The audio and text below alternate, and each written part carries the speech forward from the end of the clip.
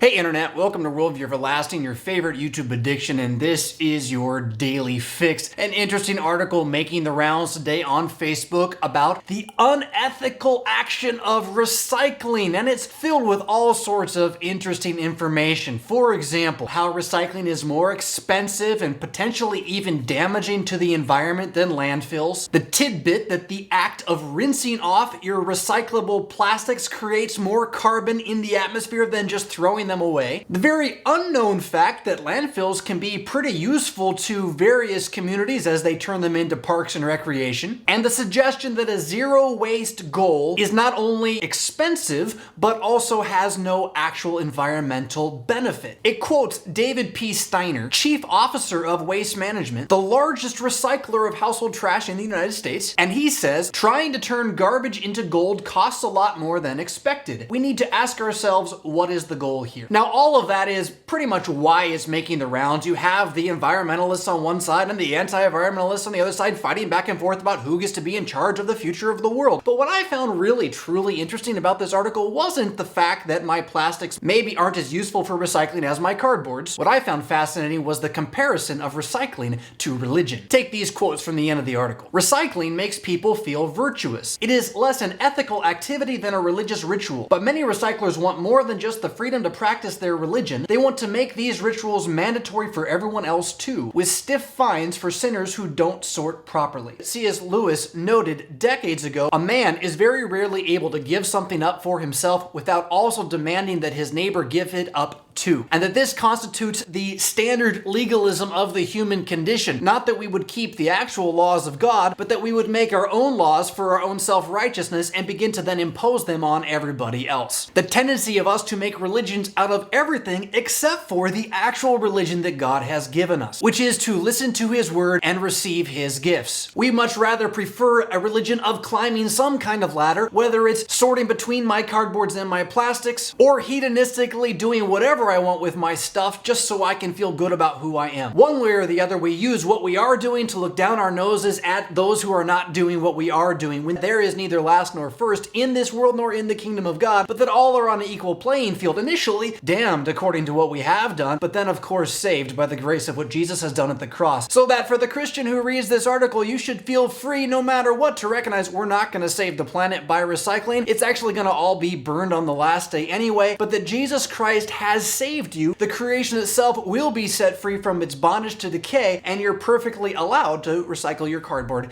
if you feel like it. As for me and my house, I think this Advent season will probably continue recycling, but we'll also put the recycling of our bodies through the resurrection of the dead that was purchased for us by Jesus Christ quite a bit ahead of what goes in our trash. If you're going to be a religious zealot about something, don't you think it ought to be the thing that's going to last forever? Rock on.